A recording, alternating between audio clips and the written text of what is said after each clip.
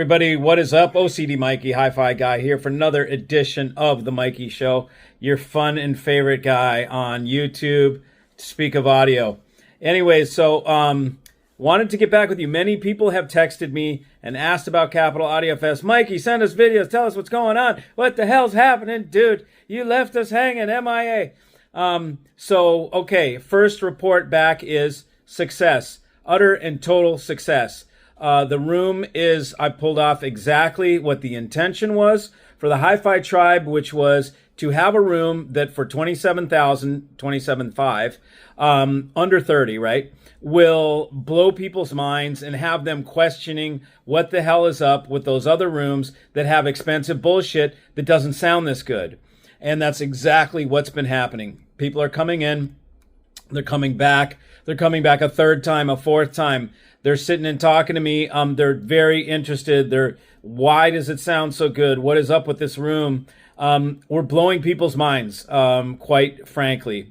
And it's great. It's great. You never know. I mean, you come to these things and sometimes you pull it off, sometimes you don't. But I'm more than not, I think you pull it off. You either make it happen or you don't. If you don't make it happen, it's because you gave up part way. We spent 4.5 hours setting these mini monitors in the room, and we got them freaking dialed. It's like the whole wall. It's a huge image on the whole, that side of the room. It's imaging incredibly. There's a lot of bass for how small these speakers are. People are blown away. They keep asking us time after time after time, where's the subwoofer? There's no sub in here? Do you have a sub? They all think we got a subwoofer.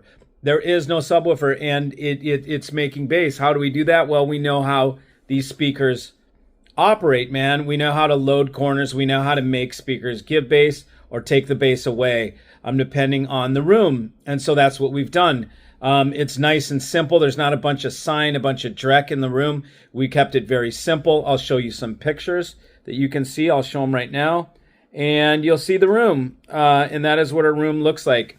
And people want to come in, they want to hang out. They say, the other rooms, man, we don't feel like sticking around in. Your room, we feel like sitting down and hanging out, smoking a cigar, chilling, whatever, like, you know. and so that is that is success to me. That means people are feeling connection to the music because they don't want to leave. They want to sit and listen to music. It's not a quick wham, bam, thank you, ma'am demo system where you're in and out because it gets fatiguing after a while, but it just blows you away at first. Everybody's saying all these other systems are blowing our face off, and it's like people just don't get that at the shows. They oversize their rigs for the room because they get these big boners trying to show off their big expensive stuff, and they overdo it in the rooms all the time. It's so common. Those big systems should be reserved for the banquet rooms only. You don't put a big rig in a small room. It's just too much. But nonetheless, so we had a lot of fun. We hung out with Ted Denny for a while. He did a synergistic research thing. Jonathan and was with Mark, my buddy from both Connecticut. He's a tribe member from Miami and Connecticut.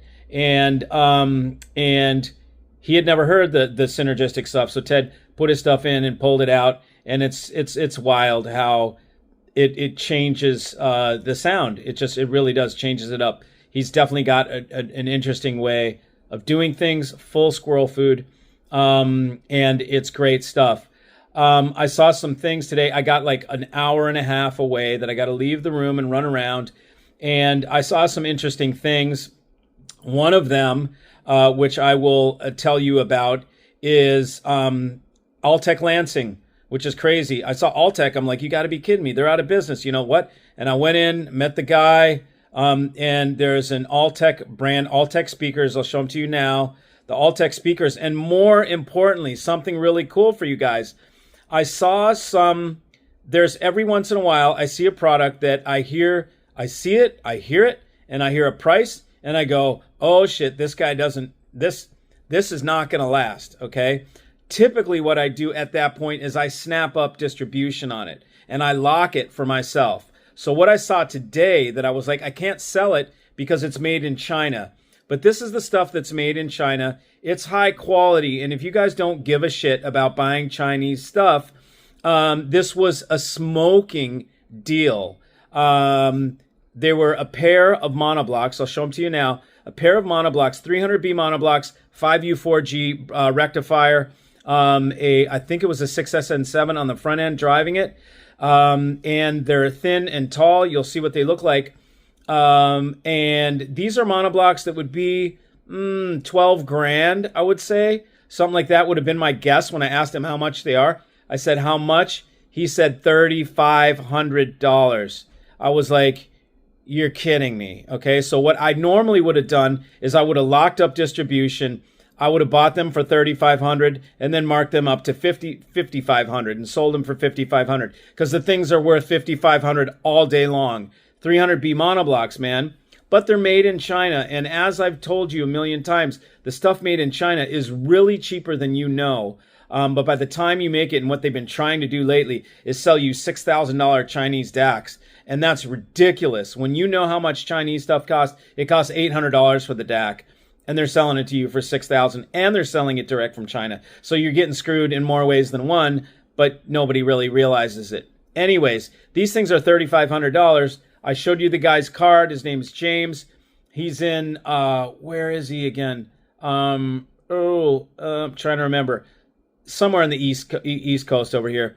And anyways, I'm telling you guys about it because I was almost snapping those up. And then I said, are they, when he told me 3,500, I'm like, well, shit, they're made in China. Then I take it. And he's like, yeah, they are. But they made them under his design. He had them do some things. Don't put a switching mode power supply. Don't use a mute circuit on the output. Like the guy knows how to design and how to direct them to do the right things.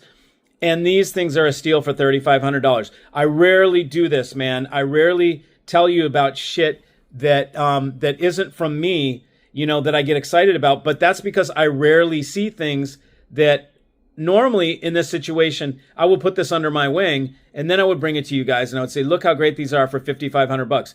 They're $3,500 right now. So if anybody wants a pair of 300B monoblocks, they're going to be 8 watts per channel. So you need a sensitive speaker with them. But $3,500, you should see these things. And you already saw them. I put them up on the screen. And the Altec Lansing speakers were a blast from the past.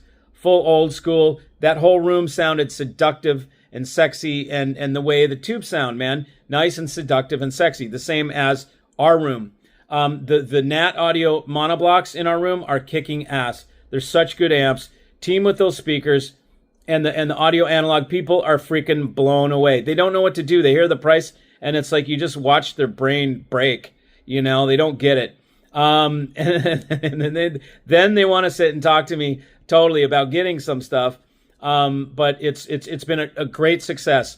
Have no fear. Your fearless leader, Mikey, has upheld the tribe's cred at the show. Okay, so you can all be proud of the tribe for what we have going on in this room. We are putting up our big guns for 27K and 27.5, and people it's blowing their minds. They can't freaking believe it. So that's exactly what the intention was, and that's exactly what's happening. It's phenomenal. People are saying best amongst the best I've heard in the show, and this is a baby system, but people are blown away. So complete success. I'm glad that we were able to get the speakers and get up here. We broke them in the first couple of days. Today and yesterday, we're breaking in the speakers. Tomorrow, it's going to be the best sound of the show. As always, Sunday it always sounds the best, and that's when everybody's gone or whatever.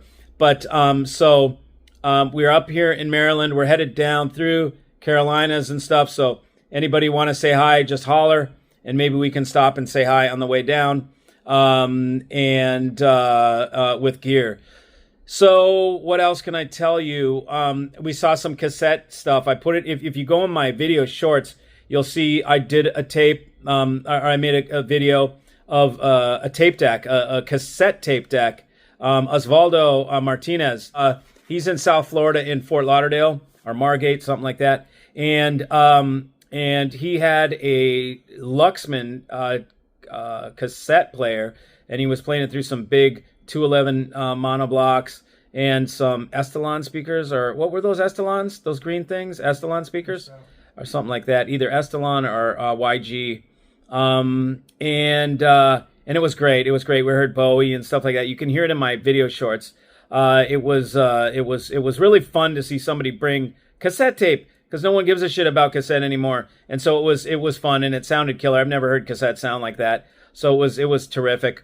What else did I see? I saw some new Magnapan speakers today that Maggie made. Maggie had this crazy room where they had like a dozen speakers up on the walls and on the ceiling and all around, and they were playing in behind you, and they had a video, a screen, and it was just like you were inside a music pod. It was pretty wild. What else did I see? Oh, that stood out. A lot of rooms, just kind of the same old stuff. I want to go tomorrow and see the big sound labs. That looks interesting. These things are, I swear to God, they're half an inch from the ceiling. Like, I can't believe they got them in there. It's really funny. They're so close to the ceiling. Those should be good. But all in all, there was a lot of rooms that we went in that were big rooms that didn't sound good. They just sounded typical hi-fi. But what else? What else do you expect? I want to go see Voxdiv tomorrow. There's a couple things that we want to see. I'll try and break away tomorrow. But that's it. That's the report from today. The main takeaway from this report is that we've been successful. The tribe is representing here in full regalia. We're full tilt. We are amongst the best rooms for sure. And I can tell because people keep coming back. So anyways, just wanted to give you the report so you all know what is happening here at the show. And I will report back tomorrow. I'll get some video of the room and all that kind of stuff. But I will see you tomorrow. Thanks for joining. See you.